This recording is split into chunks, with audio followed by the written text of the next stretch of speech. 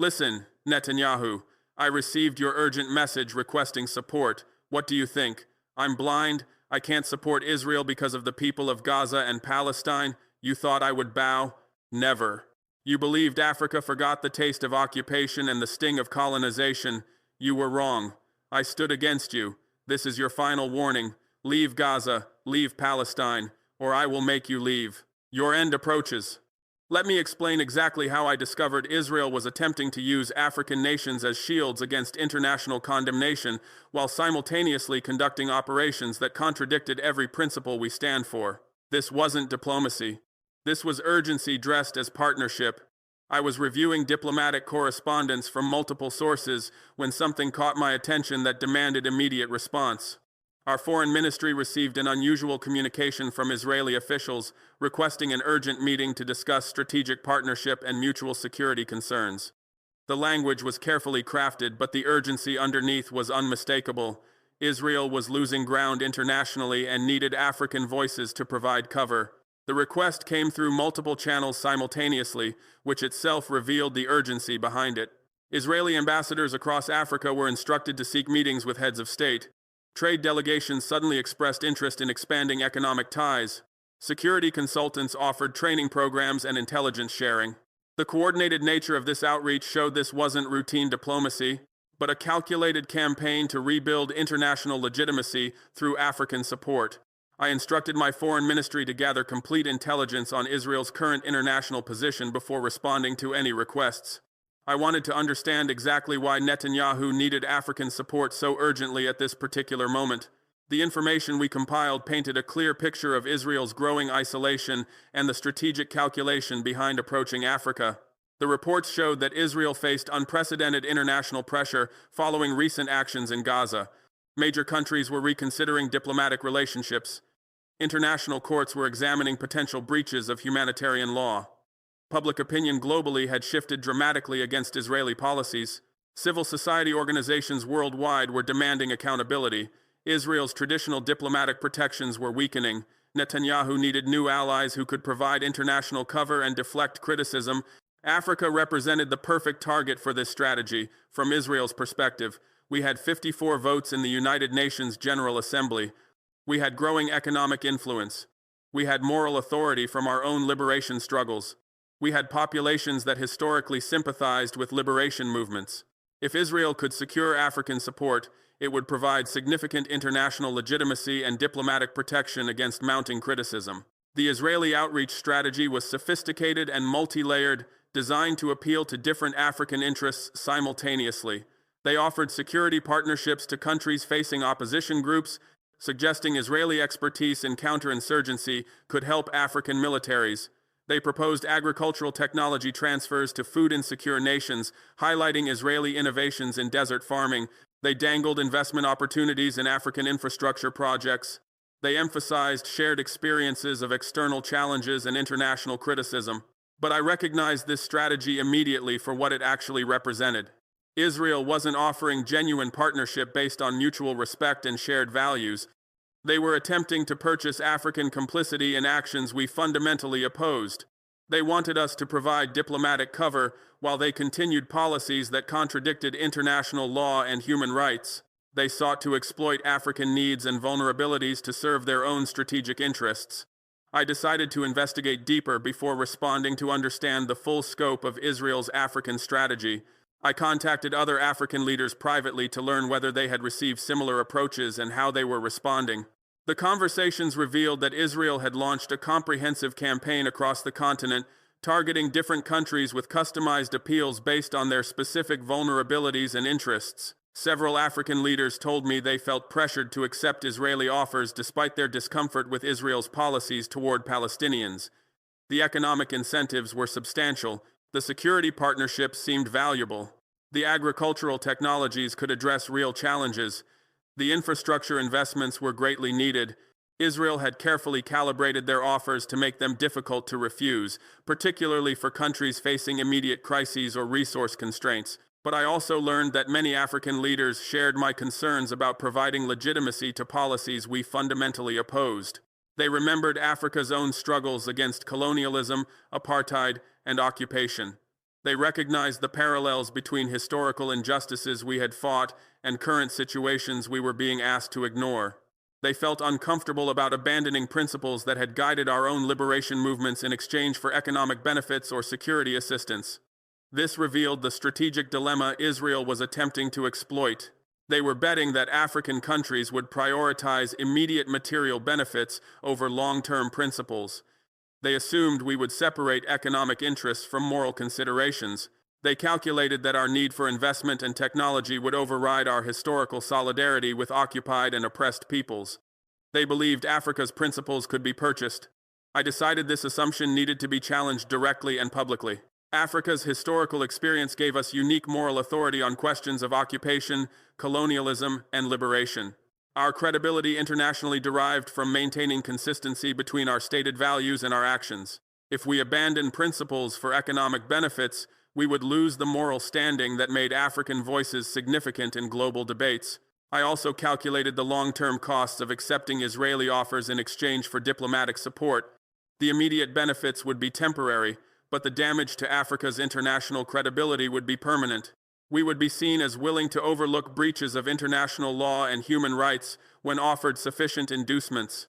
This would undermine our ability to advocate effectively on issues affecting Africa because our positions would be dismissed as negotiable rather than principled. Furthermore, I recognize that accepting Israel's offers would create dependency relationships that could be exploited for ongoing political purposes. Once African countries became reliant on Israeli security assistance, agricultural technology, or infrastructure investment, Israel would have leverage to demand continued diplomatic support regardless of their actions. We would lose our independence and become hostages to relationships established through initial inducements. I called a meeting of my advisors to discuss how to respond to Israel's outreach campaign. I explained that this wasn't simply a bilateral diplomatic question, but a defining moment for Africa's international positioning. How we responded would signal whether Africa's stated principles were genuine convictions or negotiable positions dependent on sufficient payment. My advisors were divided initially. Some argued that we should accept Israeli offers and use the relationship to advocate privately for policy changes.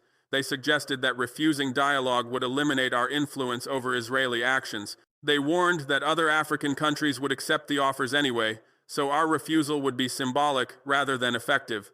They emphasized the real benefits that Israeli partnerships could provide for Burkina Faso's development and security challenges. But other advisors supported my instinct to reject the approach publicly and explain why African countries should not provide diplomatic cover for policies contradicting principles we claim to uphold. They argued that accepting the offers would compromise our credibility and create dependencies that would constrain our foreign policy independence. They emphasized that Africa's moral authority internationally derived from consistency between stated values and actions. I listened to both perspectives carefully before making my decision.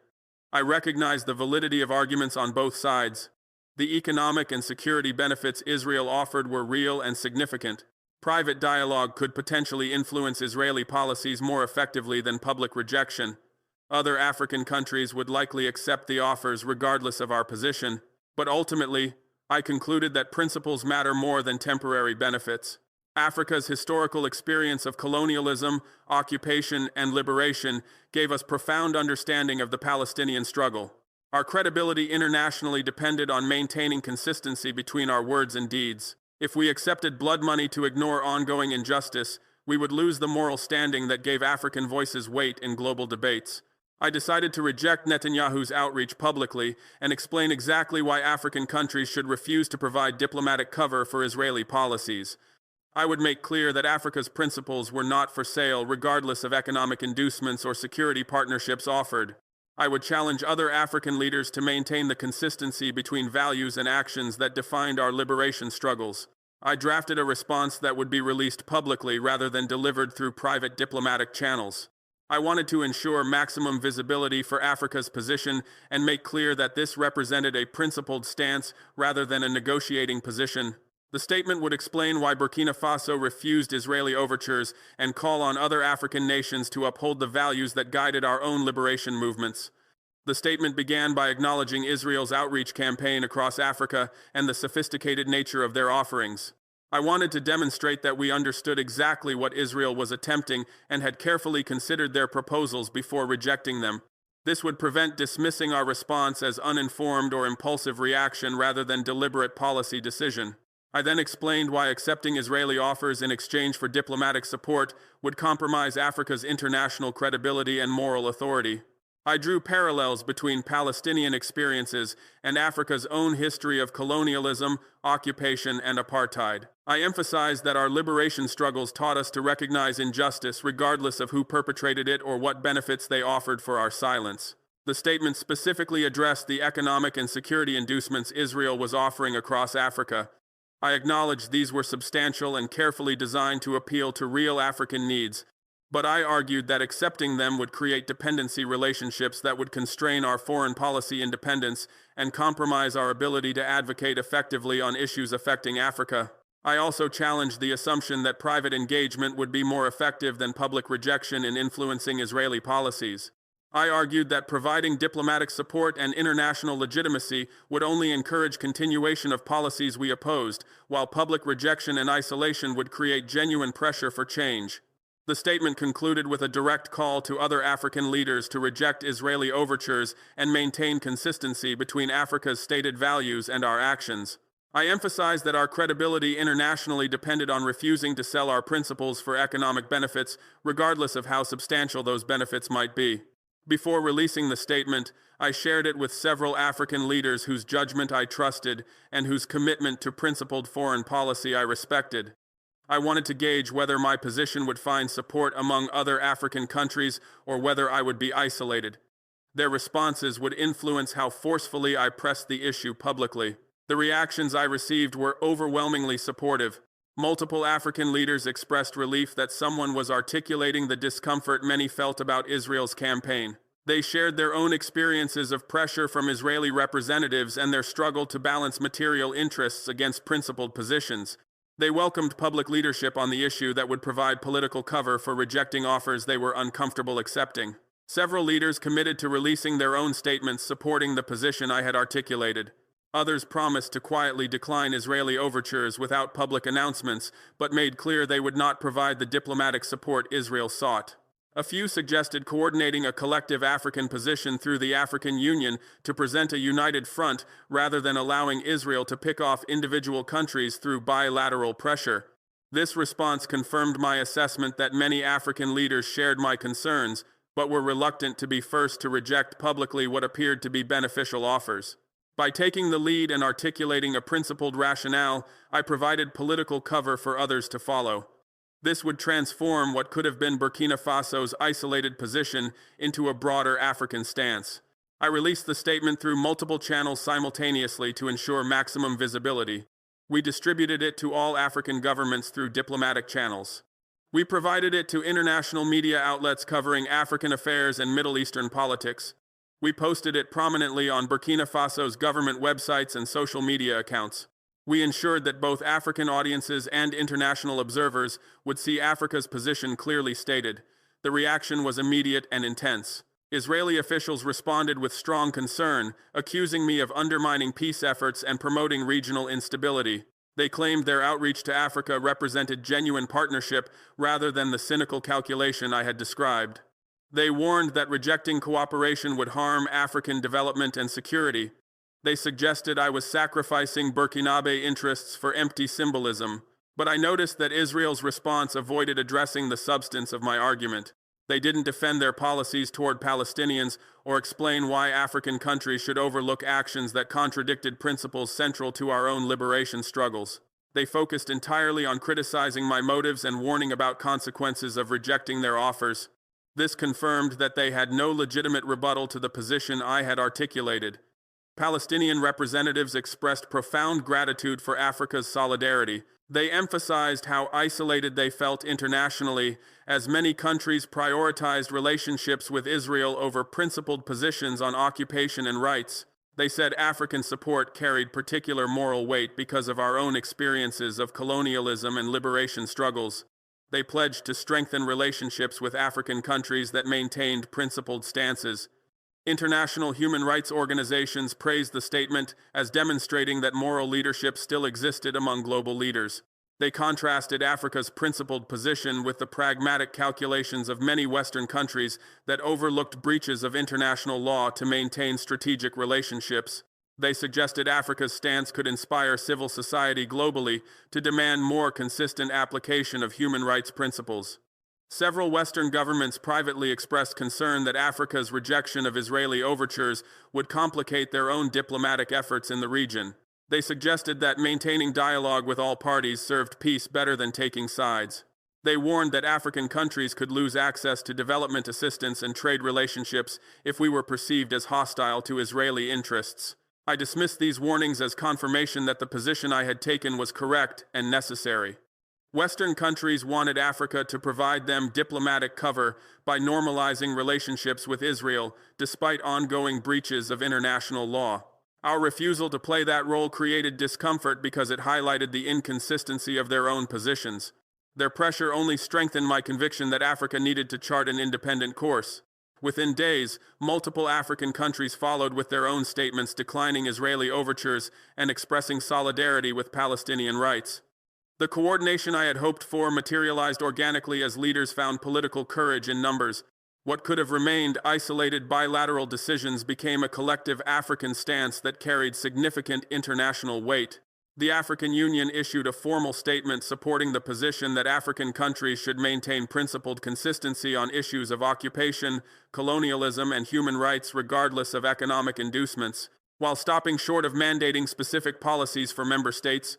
The statement provided political backing for countries resisting Israeli pressure and established collective African principles for engaging on the issue. Israel's campaign across Africa effectively ended as country after country declined the offers or imposed conditions that made partnerships politically unsustainable. The coordinated African response transformed what Israel had calculated would be a successful diplomatic offensive into a difficult rejection that further highlighted their international isolation. Netanyahu himself reached out directly, requesting a personal conversation to discuss Burkina Faso's position and explore whether any framework could be found for cooperation. His willingness to engage personally confirmed the importance Israel placed on breaking African resistance and the concern my public stance had generated. I agreed to the conversation, but made clear it would not change Burkina Faso's position. I wanted to hear directly what arguments Netanyahu would make and what he was prepared to offer. I also wanted the opportunity to explain face-to-face why Africa's principles were not negotiable regardless of inducements offered. The conversation was tense and revealing. Netanyahu emphasized Israel's historical relationships with African countries during our liberation struggles. He highlighted Israeli assistance to various African independence movements. He suggested that rejecting cooperation now betrayed historical partnerships and ignored Israel's contributions to African development. I responded by distinguishing between historical relationships and current policies. I acknowledged that Israel had supported some African liberation movements, though I noted this support was selective and strategically motivated rather than consistently principled. But I emphasized that past relationships did not create obligations to overlook present actions that contradicted the same principles our liberation movements fought for. Netanyahu then shifted to emphasizing shared security challenges. He argued that both Israel and African countries faced challenges from opposition groups and needed to cooperate on counterterrorism. He suggested that refusing security partnerships risked African civilians and undermined our ability to address genuine challenges. I rejected this framing entirely. I explained that African security challenges derived primarily from underdevelopment, poor governance, and external interference rather than ideology or religion. Adopting Israeli counterterrorism approaches that relied on collective punishment and breaches of rights would worsen rather than solve our security problems. We needed to address root causes through development and governance reform, not import failed models based on permanent conflict. Netanyahu grew increasingly concerned as each argument failed to move my position. He finally made explicit what had been implied throughout Israel's African campaign. He offered specific commitments for Burkina Faso, including security assistance, agricultural technology transfer, infrastructure investment, and diplomatic support for our positions in international forums. The package was substantial and clearly designed to be difficult to refuse. I let him finish before responding directly to what he had offered. I explained that every element of his proposal addressed real needs and represented genuine value. Under different circumstances, partnerships in these areas could benefit Burkina Faso significantly, but accepting them in exchange for diplomatic support would compromise our principles and credibility in ways that outweighed any material benefits. I told him directly that Burkina Faso's principles were not for sale at any price. Our solidarity with Palestinians derived from our own historical experience of colonialism and occupation. We could not abandon people experiencing injustices we ourselves had fought against simply because we were offered economic benefits or security assistance. Our integrity and international credibility were more valuable than any partnership Israel could offer. Netanyahu's response revealed the fundamental miscalculation underlying Israel's entire African strategy. He genuinely could not comprehend that countries would prioritize principles over material benefits. He had assumed that everyone had a price and that identifying the right combination of inducements would secure the diplomatic support Israel needed. My rejection challenged the worldview that had guided his entire approach to international relations. The conversation ended without agreement, but with mutual understanding of our positions. Netanyahu recognized that Burkina Faso would not change its stance regardless of what Israel offered. I understood that Israel would continue attempting to find African countries willing to prioritize material benefits over principled positions, but the public nature of our exchange had made it significantly more difficult for other African leaders to accept Israeli offers without facing similar scrutiny. Listen carefully, Netanyahu. Remember when you thought African memories were short? Remember when you believed our principles had prices? Remember when you assumed urgency would overcome conviction?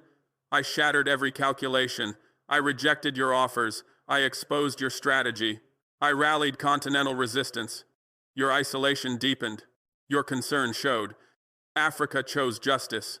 Following my conversation with Netanyahu, I decided to expand my response beyond simply rejecting Israeli overtures to actively building African solidarity with Palestinian rights. Refusing to provide diplomatic cover was necessary but insufficient. Africa needed to articulate a positive vision for justice that went beyond simply declining partnerships we found morally problematic. I reached out to Palestinian representatives to discuss how African countries could support their struggle effectively without simply replicating failed international approaches. I wanted to understand what forms of solidarity would actually advance justice rather than serving primarily symbolic purposes. The conversations revealed opportunities for African engagement that could make genuine differences. Palestinian representatives emphasized that international isolation of Israeli policies was crucial to creating pressure for change. When countries worldwide recognized occupation and settlement expansion as breaches of international law, it constrained Israel's freedom of action and strengthened Palestinian negotiating positions. African voices carried particular weight because of our moral authority from liberation struggles. They also identified specific areas where African support could have practical impact. African countries could support Palestinian membership in international organizations where our votes mattered. We could oppose trade agreements that normalized occupation by treating settlements as legitimate. We could ensure that African markets were not used to launder settlement products. We could provide educational opportunities for Palestinian students. We could share our own experiences of liberation struggles and post-conflict reconstruction. I proposed organizing an African summit on Palestinian solidarity that would bring together heads of state, civil society organizations, and Palestinian representatives to develop a comprehensive strategy for African engagement. The summit would move beyond general expressions of support to identify concrete actions African countries could take individually and collectively to advance Palestinian rights and self-determination. The response to this proposal was enthusiastic across Africa. Multiple countries offered to host the summit. Civil society organizations pledged to mobilize public participation and ensure the event generated genuine momentum rather than simply producing empty declarations. Palestinian representatives welcomed the initiative as demonstrating that Africa's solidarity was substantive rather than merely rhetorical. We scheduled the summit for 3 months later to allow adequate preparation and ensure maximum participation. I assigned my foreign ministry to coordinate with other African countries and Palestinian organizations to develop an agenda that would produce concrete outcomes rather than vague commitments. We wanted the summit to mark a turning point in African engagement on Palestinian rights. In the months leading up to the summit, Israel intensified its efforts to undermine African solidarity and split countries that had rejected their initial overtures. They identified African nations facing severe economic challenges or security crises and made even more generous offers specifically tailored to immediate needs. They calculated that desperation would eventually overcome principle if the inducements were substantial enough. Several African countries came under enormous pressure from Western allies who warned that supporting Palestinian rights too vocally would damage relationships and access to development assistance. Some leaders who had initially expressed support for the summit began wavering as they calculated the potential costs of defying Israeli and Western pressure. I recognized that maintaining African unity required addressing the legitimate concerns that made some countries vulnerable to Israeli and Western pressure. We needed to demonstrate that principled positions on Palestinian rights could coexist with pursuing African development and security interests. We had to show that solidarity did not require sacrificing practical needs. I worked with other African leaders to develop mechanisms for mutual support that would reduce vulnerability to external pressure. We explored ways African countries could assist each other economically to reduce dependence on conditional Western aid. We discussed security cooperation frameworks that would allow us to address challenges without relying on partnerships that compromised our principles. We identified trade opportunities within Africa that could partially substitute for relationships threatened by our foreign policy positions. These initiatives demonstrated that African solidarity with Palestine was part of a broader project of continental independence and self-reliance. By reducing external dependencies, we created space for foreign policies based on principles rather than calculations of donor preferences. This framing helped maintain unity by showing that supporting Palestinian rights aligned with rather than contradicted African interests. The summit itself exceeded expectations in both participation and concrete outcomes. Over 40 African heads of state attended personally rather than sending representatives. Palestinian president addressed the gathering directly via video link. Civil society organizations from across Africa mobilized significant public engagement that gave the event momentum beyond government delegations. The summit produced a detailed action plan identifying specific commitments African countries would undertake individually and collectively to support Palestinian rights. These included opposing Israeli settlement expansion in international forums, ensuring African markets did not legitimize occupation through trade, providing educational opportunities for Palestinian students, sharing expertise from African liberation and reconstruction experiences, and coordinating diplomatic efforts to advance Palestinian self-determination. Critically, the summit also established ongoing mechanisms for implementing and monitoring these commitments rather than simply issuing declarations. We created a coordinating committee of African foreign ministers who would meet quarterly to review progress and address challenges. We established reporting requirements so that commitments would be tracked publicly. We built accountability into the solidarity framework. The international response to the summit confirmed its significance. Israeli officials condemned it as hostile and one-sided, revealing their concern about effective African coordination on the issue. Western governments expressed worry that African unity on Palestinian rights would complicate their diplomatic efforts. Palestinian representatives celebrated it as the most substantive international solidarity initiative in years. But the real test of the summit's impact would be whether African countries actually implemented the commitments we had made collectively. Declarations were easy to produce but often difficult to translate into sustained action. I was determined that Africa's solidarity would be demonstrated through consistent implementation rather than abandoned when pressure mounted or attention shifted. I directed Burkina Faso's foreign ministry to begin implementing our summit commitments immediately and publicly. We announced we would no longer accept any products from Israeli settlements in our markets. We offered scholarships for Palestinian students to study at Burkina universities. We pledged to oppose any international agreements that treated settlements as legitimate territories. We shared documentation from Burkina Faso's own anti-colonial struggles with Palestinian organizations. By implementing commitments quickly and visibly, I aimed to create momentum that would pressure other African countries to follow through on their own pledges. Public action by some countries would make it harder for others to quietly abandon commitments once international attention faded. We needed to transform the summit from an event into a movement. Other African countries began announcing their own implementation measures. South Africa strengthened its existing solidarity policies. Several West African nations coordinated positions in international trade negotiations to oppose settlement legitimization. East African countries expanded educational programs for Palestinian students. The coordinated implementation demonstrated that African commitments were genuine rather than performative. Israel responded by escalating pressure on African countries to abandon their solidarity initiatives. They threatened to cut existing partnerships with countries implementing summit commitments. They lobbied Western governments to condition aid on African countries moderating positions on Palestinian rights. They worked to identify African leaders who might be vulnerable to economic or political pressure and targeted them specifically. But the collective nature of African action made it much harder for Israel to pick off individual countries. When pressure was applied to one nation, others publicly reaffirmed their support and commitment to shared principles. The mutual reinforcement created resilience that isolated actions would have lacked. Israel's strategy of dividing and conquering failed because Africa had created genuine solidarity structures. The summit's success also inspired civil society organizations across Africa to mobilize public support for Palestinian rights more actively. Student movements organized protests against Israeli policies. Trade unions pledged not to handle settlement products. Religious organizations issued statements condemning occupation. Cultural figures used platforms to highlight Palestinian experiences and draw parallels to Africa's liberation struggles. This grassroots mobilization created political support for government positions and made it harder for leaders to quietly abandon commitments under external pressure. When populations actively supported Palestinian solidarity, backing away became politically costly domestically, even if it might ease international pressure. The combination of government coordination and civil society engagement created sustainable momentum.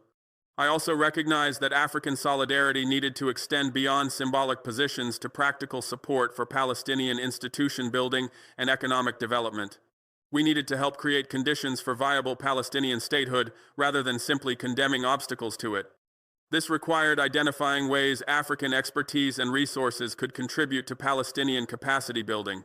Burkina Faso initiated several practical cooperation programs with Palestinian territories. We sent agricultural experts to share techniques for farming in challenging environments. We offered training for Palestinian security forces in community-oriented approaches that respected rights rather than relying on collective punishment. We facilitated trade relationships that provided Palestinian producers access to African markets. We shared experiences from our own post-independence institution building. These practical programs demonstrated that African solidarity extended beyond diplomatic positions to concrete support for Palestinian development and self-determination. They also created relationships and exchanges that strengthened mutual understanding and cooperation. Palestinians gained valuable expertise and partnerships, while Africans deepened their commitment through direct engagement. Other African countries developed their own practical cooperation initiatives. Some focused on healthcare and education, others emphasized trade and economic development. Several created cultural exchange programs. The diversity of approaches reflected different African capabilities and priorities, while collectively contributing to Palestinian resilience and institution building. Israel attempted to undermine these programs by claiming they violated international sanctions or supported organizations Israel designated as threatening. They pressured Western countries to discourage African-Palestinian cooperation. They suggested that African engagement complicated peace efforts by encouraging Palestinian intransigence. I dismissed these objections as confirming that our solidarity was having genuine impact. Israel opposed African-Palestinian cooperation precisely because it strengthened Palestinian capacity to resist rather than submit. The fact that our programs generated Israeli concern validated their effectiveness. We were providing practical support that enhanced Palestinian agency rather than empty sympathy that changed nothing. The sustained nature of African solidarity began generating noticeable results. Palestinian negotiating positions strengthened as they recognized they had meaningful international support beyond traditional allies. Israeli calculations shifted as they realized African opposition carried economic and diplomatic costs they hadn't anticipated. International discussions of Palestinian rights increasingly referenced African positions as representing moral authority from countries with direct experience of colonialism and liberation. Western governments that had initially dismissed African positions as symbolic began recognizing they needed to engage seriously with African concerns. Several initiated dialogues exploring whether African solidarity could be channeled toward confidence-building measures that might advance negotiations. While skeptical of these overtures, I recognized they represented acknowledgement that Africa's voice mattered in ways it hadn't previously. Netanyahu made one final attempt to break African solidarity by reaching out to individual leaders with dramatically enhanced offers. He visited several African countries personally to demonstrate Israeli commitment to partnership if they would moderate positions on Palestinian rights. He mobilized Israeli business communities to identify investment opportunities that could be conditioned on diplomatic flexibility. But the solidarity structures we had built held firm. Leaders who came under pressure consulted with others rather than making individual decisions. The coordinating committee we had established provided collective support for resisting inducements. Civil society mobilization created domestic costs for leaders who might consider abandoning principles. The framework we had constructed proved resilient against Israeli attempts to fragment it. I used Netanyahu's desperate diplomatic offensive to reinforce why African solidarity mattered. His willingness to visit multiple countries personally, offer unprecedented partnerships, and mobilize substantial resources revealed how much Israel valued breaking African resistance. If our positions were merely symbolic, Israel wouldn't invest such effort in changing them. The pressure we faced confirmed our solidarity had genuine impact. The African Union formally adopted positions aligned with the summit commitments, giving them institutional backing beyond individual country policies. This meant that African solidarity became official continental policy rather than simply coordination among willing countries. It created expectations for all African nations and mechanisms for collective implementation that strengthened sustainability. I worked directly with the African Union Commission to ensure these positions translated into concrete operational frameworks rather than remaining aspirational declarations. We established dedicated offices within the AU structure responsible for monitoring implementation across member states. We created reporting systems that would track which countries were fulfilling commitments and which were lagging behind. We built accountability into the institutional architecture. The AU positions covered multiple dimensions of support for Palestinian rights. We opposed Israeli settlement expansion in occupied territories as violations of international law. We rejected any trade agreements that treated settlements as legitimate Israeli territory. We committed to supporting Palestinian membership in international organizations where African votes could make differences. We pledged educational and technical assistance to help build Palestinian state capacity. We promised to share African experiences of liberation and post-conflict reconstruction. But I recognize that formal AU adoption meant little without active implementation by member states. Continental institutions could establish frameworks and create expectations, but actual impact depended on national governments taking concrete actions. I needed to ensure that AU positions translated into changed policies across Africa rather than becoming ignored commitments that existed only on paper. I initiated bilateral consultations with African leaders to discuss specific actions their countries could take to implement AU commitments. I wanted to understand what obstacles prevented fuller engagement and how collective efforts could address those barriers. The conversations revealed that while most leaders supported Palestinian rights in principle, translating that support into action faced various practical and political constraints. Some countries maintained economic relationships with Israel that would be disrupted by implementing certain AU commitments. Others faced pressure from Western allies who warned that visible solidarity with Palestine would damage broader relationships. Several lacked the administrative capacity to effectively monitor and prevent settlement products from entering their markets. Many struggled to balance principled foreign policy with immediate development and security needs. I proposed creating mutual support mechanisms that would help countries overcome these obstacles. We could coordinate to reduce dependence on Israeli trade by developing alternative suppliers within Africa or through other partnerships. We could provide collective political backing for countries facing Western pressure over their Palestinian solidarity. We could share technical expertise for implementing product origin monitoring systems. We could demonstrate that principled positions and practical needs were compatible rather than contradictory. These support mechanisms transformed AU commitments from isolated national responsibilities into collective continental projects. Countries no longer faced implementation challenges alone but could draw on African solidarity and resources. This dramatically increased the feasibility of meaningful action and reduced vulnerability to external pressure aimed at fragmenting African unity. I also worked to strengthen connections between African and Palestinian civil society organizations. Government-to-government solidarity was important, but grassroots relationships would create deeper and more sustainable engagement. When African populations understood Palestinian struggles through direct connections rather than distant abstraction, support became more resilient against political pressures to abandon commitments. We facilitated exchanges that brought Palestinian activists to Africa to share their experiences and learn from African liberation movements. We supported African civil society delegations visiting Palestinian territories to witness conditions directly and build relationships with local organizations. We created platforms for ongoing communication and coordination between African and Palestinian grassroots movements. These civil society connections generated powerful momentum that reinforced government positions. Student movements across Africa organized demonstrations supporting Palestinian rights and protesting Israeli policies. Trade unions pledged to refuse handling products from Israeli settlements. Cultural figures used their platforms to highlight Palestinian experiences and draw explicit parallels to Africa's own struggles against colonialism and apartheid. The grassroots mobilization created political space for governments to maintain strong positions even when facing external pressure to moderate. Leaders could point to domestic constituencies demanding solidarity with Palestine as justification for policies that Western allies opposed. The combination of institutional AU backing and popular mobilization made African solidarity remarkably resilient. Palestinian representatives regularly expressed appreciation for African solidarity and its practical impacts. They described how African support strengthened their negotiating positions, created space for resistance to unjust demands, and demonstrated that principled solidarity still existed internationally.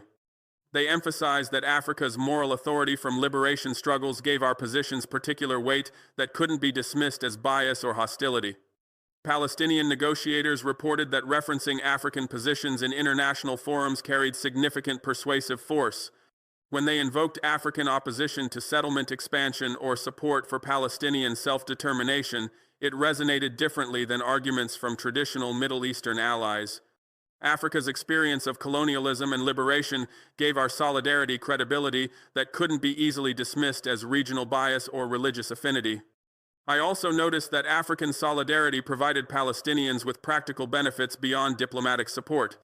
The technical assistance programs we established helped build institutional capacity in areas like agricultural development, security sector governance, and post-conflict reconstruction. African markets provided alternative trade outlets that reduced Palestinian economic dependence on Israeli permission and control. Educational opportunities in African universities created pathways for Palestinian students who faced restrictions accessing education elsewhere. These practical dimensions of solidarity demonstrated that Africa's commitment extended beyond symbolic gestures to substantive support. We weren't simply expressing sympathy but actively contributing to Palestinian resilience and capacity for self-determination. This differentiated African engagement from the performative solidarity that characterized some international responses. The contrast between African solidarity and Western ambivalence became increasingly stark. While European and American governments maintained security relationships with Israel and avoided challenging policies we considered violations of international law, Africa clearly articulated principled positions and took concrete actions to support Palestinian rights. This highlighted global inconsistencies in applying human rights principles and elevated Africa's moral standing internationally. Western governments regularly proclaimed commitment to human rights, rule of law, and self-determination as universal principles. But their actual policies revealed these commitments were conditional and selectively applied. When Israel violated international law through settlement expansion, collective punishment, and denial of Palestinian rights, Western countries offered criticism at most, but maintained partnerships and avoided meaningful consequences. Africa's willingness to prioritize principles over economic and security benefits exposed the hollowness of Western human rights rhetoric. We demonstrated that countries could maintain consistent positions even when facing pressure and inducements to compromise. We showed that material interests and moral convictions were not necessarily contradictory. We proved that solidarity required concrete actions rather than empty declarations. This contrast generated significant international attention and debate. Human rights organizations praised African leadership and criticized Western inconsistency. Media coverage increasingly highlighted the gap between Western rhetoric and African action on Palestinian rights. International discourse began acknowledging Africa's moral authority on issues of occupation, colonialism, and liberation based on our direct historical experience and contemporary consistency. I recognized the strategic importance of this moral authority for Africa's broader international positioning. For too long, Africa had been treated as passive recipient of international decisions rather than active participant shaping global norms and policies. By exercising principled leadership on Palestinian rights, we demonstrated African agency and established our voice as significant in international debates. This had implications far beyond Palestinian solidarity. When Africa spoke with unity and moral clarity on any issue, the international community had to engage seriously rather than dismiss or ignore our positions. Our credibility on Palestinian rights enhanced our influence on trade negotiations, climate policy, security architecture, and development frameworks. Principled consistency on one issue strengthened our standing across the board. But I also recognized that sustaining African solidarity long-term required continuing to address the vulnerability some countries felt to external pressure.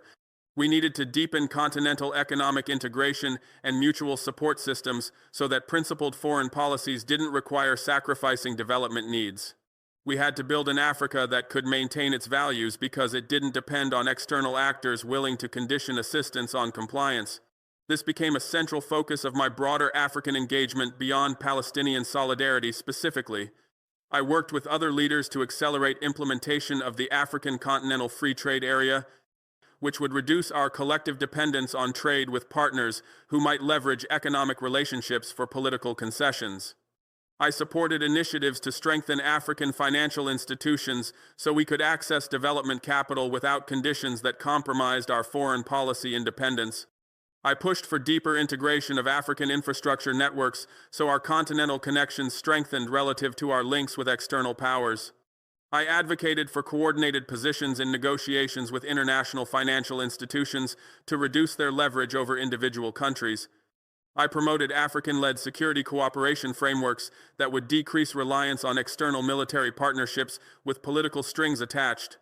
These initiatives were all connected to the broader project of African independence and self-reliance that Palestinian solidarity exemplified.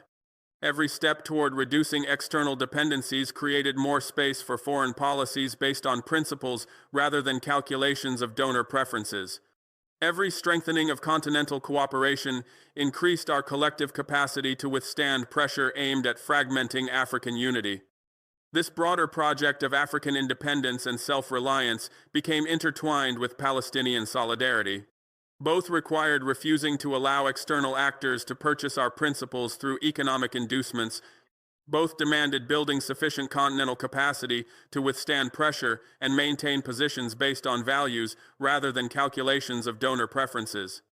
Both reflected Africa's determination to chart courses aligned with our historical experiences and moral convictions. I convened a special session of African leaders specifically focused on connecting Palestinian solidarity to broader continental independence. I wanted to ensure we understood these as linked dimensions of the same fundamental project rather than separate issues. The session explored how deepening African integration and self-reliance would strengthen our capacity for principled foreign policy across all issues, not just Palestinian rights. The discussions revealed strong alignment between leaders who prioritized continental independence and those most committed to Palestinian solidarity. Countries that had invested in reducing external dependencies were most able to maintain strong positions despite pressure. Nations that had developed alternative partnerships and trade relationships felt less vulnerable to threats of consequences for their foreign policy choices.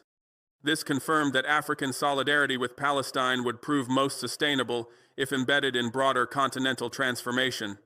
As we reduced collective dependence on external actors who might condition relationships on our foreign policy compliance, we created space for positions based purely on principles and values. Palestinian solidarity became both example and beneficiary of this larger independence project.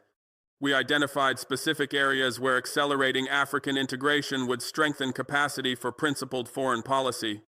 Completing the African Continental Free Trade Area would create a massive integrated market that reduced relative importance of any single external trading partner. Strengthening African Development Bank and other continental financial institutions would provide development capital without political conditions. Expanding African peacekeeping and security cooperation would reduce reliance on external military partnerships. I committed Burkina Faso to actively supporting all these integration initiatives, understanding that each strengthened not just our economy and security but our foreign policy independence. I allocated resources to continental institutions and projects that would benefit collective African capacity. I worked to resolve bilateral disputes that hindered deeper integration. I treated continental cooperation as strategic priority rather than optional extra. Other African leaders made similar commitments, recognizing that individual national interests aligned with collective continental strength. We began approaching African integration with new urgency, understanding that it enabled the foreign policy independence we all valued. Palestinian solidarity demonstrated the importance of this independence and motivated accelerated action. The success of African solidarity with Palestinian rights demonstrated that principled foreign policy was possible even for countries facing development challenges and security threats. We proved that material needs and moral positions were not necessarily in opposition. We showed that collective action created resilience against pressure that isolated countries would struggle to withstand. We established that Africa's voice mattered internationally when we spoke with unity and conviction. This success story became a model referenced in other contexts where African countries faced pressure to compromise principles for material benefits. When international actors attempted to leverage economic relationships or security assistance to influence African positions on various issues, leaders increasingly responded by invoking Palestinian solidarity as precedent. We had demonstrated that maintaining values was possible and that collective action created sustainable capacity for principled positions. The model proved applicable across diverse issues. When Western countries pressured African nations to impose sanctions on countries based on geopolitical rivalries rather than genuine human rights concerns, we referenced Palestinian solidarity as justification for independent assessment of situations. When international financial institutions attempted to impose policy conditions that contradicted African development priorities, we pointed to our Palestinian experience as precedent for prioritizing principles over inducements. The applicability of the Palestinian solidarity model became apparent almost immediately after we had established sustainable continental unity. Western governments began approaching African countries individually to support sanctions against nations that challenged Western geopolitical interests. These requests came wrapped in human rights language, but the selective application revealed that strategic considerations, rather than genuine humanitarian concerns, drove the demands. I convened consultations with other African leaders to discuss how we should respond to these sanction requests. We recognized that some situations genuinely warranted international action based on human rights violations or threats to peace. But we also understood that powerful countries often weaponized sanctions to advance strategic interests while ignoring comparable or worse violations by allies. We agreed that Africa needed to exercise independent judgment about which situations warranted our participation in sanctions regimes. We would assess each case based on our own analysis of facts and application of consistent principles rather than automatically supporting sanctions requested by Western powers. The Palestinian solidarity experience had taught us that collective independent assessment was both possible and necessary for maintaining credibility. When Western countries pressured us to impose sanctions on specific nations, we responded by requesting comprehensive briefings on the evidence supporting claims of violations. We insisted on understanding how proposed sanctions would affect civilian populations versus targeted leaders. We demanded explanations for why sanctions were proposed for some violations but not others that appeared comparable. We exercised the scrutiny that principled positions required. This independent assessment frustrated Western governments accustomed to African countries supporting their initiatives without extensive questioning. They complained that our demands for evidence and consistency delayed urgent actions. They suggested that our skepticism undermined international unity against genuine threats. They warned that refusing to support sanctions would damage our relationships and access to assistance. But we held firm, referencing our Palestinian solidarity as precedent. We explained that Africa's credibility required consistent application of principles rather than selective enforcement based on powerful countries' strategic preferences. We noted that we had maintained principled positions on Palestine despite enormous pressure and inducements, demonstrating that our commitments were genuine rather than negotiable. We insisted that the same consistency would guide our positions on all sanctions and international actions. This approach led to some situations where Africa declined to support Western-requested sanctions because we assessed that the evidence didn't warrant the proposed measures or that comparable situations received different treatment. In other cases, we supported sanctions after our independent assessment confirmed that serious violations occurred and that consequences were applied consistently with international law principles. The differentiation between situations where we supported versus opposed sanctions demonstrated that our positions reflected genuine independent judgment rather than reflexive opposition to Western initiatives. We weren't simply rejecting all requests but exercising the scrutiny necessary for principled engagement. This nuanced approach enhanced our credibility far more than automatic support or opposition would have achieved. International financial institutions attempted to impose policy conditions that contradicted African development priorities. We pointed to our Palestinian experience as precedent for prioritizing principles over inducements. The International Monetary Fund and World Bank regularly attached conditions to loans and assistance that required African countries to adopt specific economic policies, regardless of whether those approaches suited our circumstances or priorities. These conditions often reflected ideological preferences of institution leadership rather than evidence-based assessment of what would promote African development most effectively. They demanded privatization of public services even when private provision proved inadequate.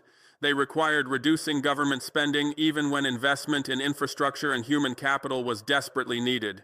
They insisted on rapid trade liberalization even when nascent industries needed protection to develop capacity. I worked with other African leaders to challenge these conditional approaches to development assistance. We argued that international institutions should support African-determined priorities rather than imposing external preferences. We pointed to our Palestinian solidarity as evidence that Africa would maintain positions based on principles even when offered substantial inducements to compromise. We insisted that the same determination applied to our development strategies. We proposed that international financial institutions should provide assistance based on African countries' own development plans rather than attaching conditions requiring specific policy approaches. We offered to engage in genuine dialogue about development strategies, but we refused to accept imposed conditions as prerequisites for assistance. We built collective positions through African Union coordination so individual countries weren't isolated when negotiating with powerful institutions. This coordinated approach dramatically shifted the dynamics of engagement with international financial institutions. When individual countries negotiated alone, they faced overwhelming pressure to accept conditions in order to access desperately needed resources. But when Africa spoke collectively and demonstrated willingness to forego assistance rather than accept inappropriate conditions, institutions had to engage more seriously with our priorities and perspectives. The Palestinian solidarity experience had taught us that collective action created resilience against pressure that isolated countries couldn't withstand. We applied the same principle to negotiations with international financial institutions. Countries that might individually feel compelled to accept problematic conditions could resist when backed by continental solidarity and alternative support from other African nations. This broader application of lessons from Palestinian solidarity significantly strengthened African agency in international relations. We developed confidence that principled positions were sustainable even against pressure. We built frameworks for collective action that could be activated for various issues beyond Palestine specifically. We established expectations that Africa would exercise independent judgment rather than automatically aligning with external actors' preferences. The confidence we gained through Palestinian solidarity transformed how African leaders approached international negotiations across diverse issues. We had proven to ourselves that maintaining principled positions was possible even when facing enormous pressure and attractive inducements to compromise. This experience emboldened us to assert African perspectives more forcefully in other contexts where we might previously have deferred to external actors. We applied collective action frameworks developed for Palestinian solidarity to trade negotiations, climate policy discussions, security architecture debates, and numerous other international issues. In each context, we found that coordinating African positions, providing mutual support against pressure, building institutional backing through AU structures, and maintaining consistency with our stated principles created sustainable capacity for advancing African interests. The frameworks proved remarkably adaptable to different issues while retaining core elements that had enabled Palestinian solidarity success. Early coordination before countries made separate commitments prevented external actors from dividing us through sequential bilateral pressure. Mutual support mechanisms reduced individual vulnerability when particular countries faced consequences for principled positions. Institutional backing through AU gave our positions legitimacy and permanence beyond individual leaders. Civil society engagement created domestic constituencies that strengthened government's capacity to resist external pressure.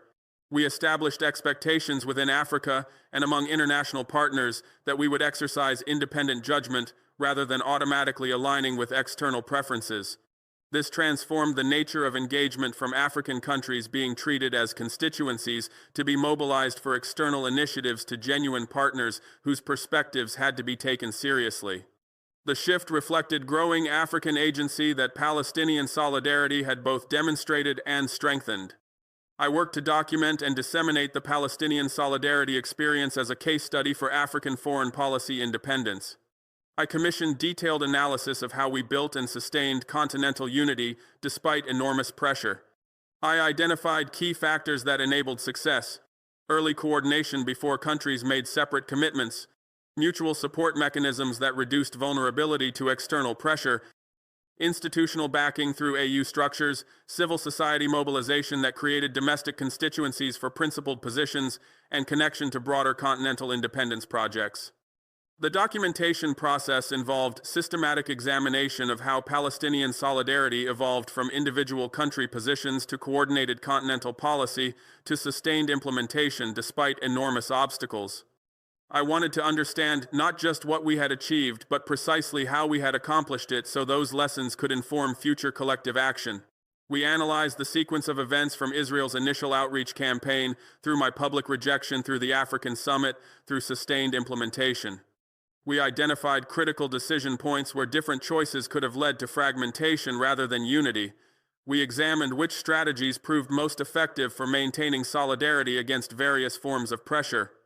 We documented the mutual support mechanisms that reduced individual country vulnerability to external pressure.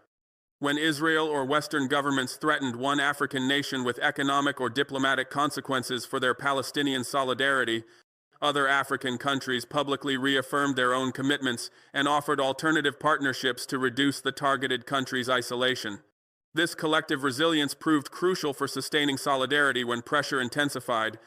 We analyzed how institutional backing through African Union structures provided legitimacy and permanence that individual country positions lacked. When AU formally adopted positions aligned with Palestinian solidarity, it created expectations for all member states and mechanisms for collective implementation. This institutionalization meant solidarity transcended dependence on specific leaders' determination to become characteristic of African international engagement. We examined how civil society mobilization created domestic constituencies that strengthened government's capacity to maintain principled positions even when facing external pressure. When populations actively supported Palestinian solidarity through demonstrations, boycotts, and cultural engagement, leaders who might otherwise waver under external pressure found domestic political costs to abandoning commitments. The grassroots engagement complemented government coordination to create multi-layered sustainability. We explored how connecting Palestinian solidarity to broader continental independence projects gave the initiative strategic depth beyond symbolic gestures. By framing support for Palestinian rights as part of Africa's own liberation from external dependencies and constraints, we made solidarity serve African interests rather than requiring sacrifice of those interests for abstract principles. This documentation served multiple purposes. It provided a roadmap for applying similar approaches to other issues where African unity and principled positions mattered. It created institutional memory that would survive leadership changes and political transitions. It established benchmarks against which future African collective action could be measured. It demonstrated to international actors that African solidarity was strategic and sophisticated rather than impulsive or emotional. The roadmap dimension proved immediately valuable as African countries faced new situations requiring collective responses. Leaders could reference the Palestinian solidarity documentation to understand how to build sustainable unity rather than improvising approaches that might prove vulnerable to external pressure. The systematic analysis of what worked provided practical guidance for replicating success in different contexts. Creating institutional memory ensured that the Palestinian solidarity experience would inform African international engagement even as specific leaders who had championed it left office. Too often, African initiatives dependent on particular personalities collapsed when those leaders faced transitions. By documenting the solidarity process systematically and embedding lessons in AU structures, we protected against that vulnerability. Establishing benchmarks allowed us to assess future collective action efforts against the Palestinian Solidarity Standard. We could ask whether new initiatives incorporated the key success factors we had identified. We could evaluate whether emerging solidarity efforts built the institutional backing, mutual support mechanisms, civil society engagement, and strategic framing that proved essential for sustainability. The benchmarks provided quality control for African collective action, demonstrating to international actors that African solidarity reflected sophisticated strategy rather than emotional impulse changed how external partners engaged with us. When they understood that our positions derived from careful analysis and systematic coordination rather than spontaneous reactions, they recognized the need for serious engagement with African perspectives rather than assuming pressure and inducements would eventually fragment our unity. I also used the Palestinian solidarity success to recruit additional African countries to stronger positions. Leaders who had initially hesitated to fully implement AU commitments saw that countries taking principled stances experienced less negative consequences than feared and gained significant credibility benefits. The demonstration effect of successful solidarity encouraged broader participation and deeper engagement. Several countries that had maintained relatively neutral positions shifted toward active support for Palestinian rights after observing that African solidarity proved sustainable and enhanced rather than damaged international standing. They recognized that the collective action framework we had built reduced individual vulnerability, while the moral authority we had established created positive returns. Joining the Solidarity Coalition became attractive rather than risky. This expansion of African engagement created positive feedback loops that further strengthened sustainability. As more countries participated actively, the collective action became more powerful and more resilient. Israel found it increasingly difficult to identify vulnerable targets for pressure because the solidarity network had grown broader and deeper. Western governments recognized that fragmenting African unity would require addressing substantive concerns rather than simply applying pressure to isolated countries. The evolution of African solidarity from initial coordination to institutionalized continental policy to expanding grassroots movement demonstrated that principled foreign policy could gain rather than lose momentum over time. We built structures and relationships that became self-reinforcing rather than requiring constant leadership intervention to maintain. Palestinian solidarity had become embedded in African international relations rather than remaining a personal project of specific leaders. I recognize this institutionalization and expansion as crucial for long-term sustainability. My own leadership would eventually end through term limits or other transitions. Individual leaders who had championed Palestinian solidarity would face their own political changes. The success of the Solidarity Project required transcending dependence on specific personalities to become characteristic of African foreign policy generally. We worked systematically to embed Palestinian solidarity in institutional structures, civil society networks, and popular consciousness across Africa. AU offices monitoring implementation became permanent features rather than temporary initiatives. Exchange programs between African and Palestinian organizations became regular occurrences rather than one-time events. Popular mobilization became organic rather than requiring leadership prompting. Solidarity became African rather than merely the position of specific governments. This transformation represented the ultimate success of the project I had initiated in response to Netanyahu's desperate outreach. What began as my individual rejection of Israeli inducements had become continental commitment backed by institutions, embraced by populations, and demonstrated through concrete actions. Africa's solidarity with Palestine had become permanent feature of our international engagement rather than temporary response to specific circumstances. I am the architect of African solidarity that challenged Netanyahu's cynical calculations. I rejected blood money offered for our silence. I exposed the desperation behind Israeli charm offensives. I organized continental resistance to manipulation. I built frameworks that sustained principled positions against enormous pressure. I demonstrated that Africa's liberation experiences taught us to recognize and oppose injustice regardless of who perpetrated it or what they offered for our complicity. But I also recognized that the solidarity we built extended far beyond my individual actions or decisions. Thousands of African leaders, civil society organizers, activists, students, workers, and ordinary citizens contributed to making Palestinian solidarity real and sustainable. The frameworks I helped establish worked because they channeled collective African commitment rather than depending on single leaders' determination. The institutional structures we created through the African Union provided coordination and accountability that transcended individual countries or leaders. The civil society networks we facilitated generated grassroots engagement that made solidarity resilient against political pressures. The connection we forged between Palestinian rights and broader African independence gave solidarity strategic depth beyond symbolic gestures. Most importantly, the consistent implementation we maintained, despite enormous pressure, demonstrated that principled foreign policy was possible for countries facing real development and security challenges. We proved that material interests and moral convictions were compatible rather than contradictory. We showed that collective action created capacity for principled positions that isolated countries would struggle to maintain. We established that Africa's voice mattered when we spoke with unity grounded in our historical experiences and contemporary values. Your legacy, Netanyahu, is isolation deepening as countries worldwide recognize that occupation and settlement expansion violate international law and human rights. My legacy is Africa speaking with moral clarity and backing words with concrete actions that support Palestinian rights and self-determination. But your legacy is also the demonstration that desperate outreach campaigns and sophisticated inducement strategies fail when confronting peoples who remember their own liberation struggles and maintain solidarity with others facing similar injustices. You calculated that African principles had prices and that identifying the right combination of economic benefits and security assistance would secure the diplomatic support Israel needed. You were completely wrong. My legacy is also the proof that building collective action frameworks, institutional backing, civil society networks, and connections to broader independence projects creates sustainable capacity for principled foreign policy. Individual leader determination matters, but systematic construction of solidarity structures matters more. Personal commitment initiates movements, but institutional embedding ensures they endure.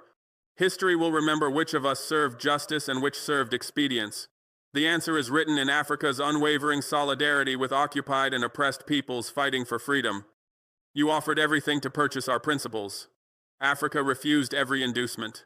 The lesson is eternal. The proof is in collective action sustained against enormous pressure. The outcome is Africa standing with Palestine when others calculated that silence served their interests better than principle. History will also remember that Africa's solidarity with Palestine demonstrated broader truths about international relations and the possibilities for principled foreign policy. We proved that countries facing development challenges could maintain strong positions on human rights and international law. We showed that collective action created power that isolated nations lacked. We established that moral authority from lived experience of colonialism and liberation provided credibility that couldn't be dismissed or purchased. The Palestinian Solidarity Project became a defining example of African agency in international relations. We exercised independent judgment based on our values and experiences, rather than automatically aligning with external preferences. We built continental cooperation that strengthened all participants rather than competing for individual advantages. We demonstrated consistency between our stated principles and actual policies rather than offering empty rhetoric. This transformation of African international engagement extended far beyond Palestinian solidarity specifically. The frameworks we built, the confidence we gained, and the credibility we established applied across diverse issues where principled positions mattered. Africa had discovered its voice and learned to use it effectively through collective action grounded in our historical experiences and contemporary values. Your attempt to fragment that solidarity through inducements and pressure failed completely. Our unity proved resilient. Our principles proved non-negotiable. Our solidarity proved sustainable. Africa chose justice over expedience, clarity over ambiguity, action over rhetoric. We made that choice understanding the costs, but recognizing the greater cost of compromising the values that defined our liberation struggles and should guide our international engagement.